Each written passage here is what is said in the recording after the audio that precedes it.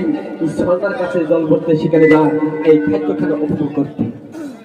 সেখানে গিয়ে দেখে এখন যদি কারা নেব কেরাস বহন বন্ধ করছে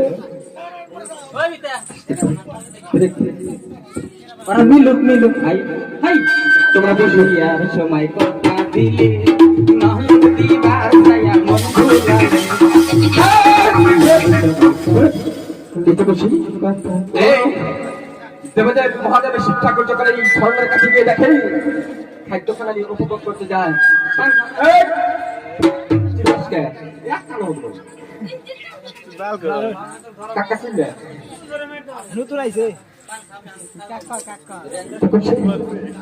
এই যখন ঝর্ণার কাছে যা গিয়ে দেখে সেখানে সুন্দর একটা রূপবতী মেয়ে কালকে একটা কলসি নিয়ে দাঁড়িয়ে আছে জল ভরার জন্য।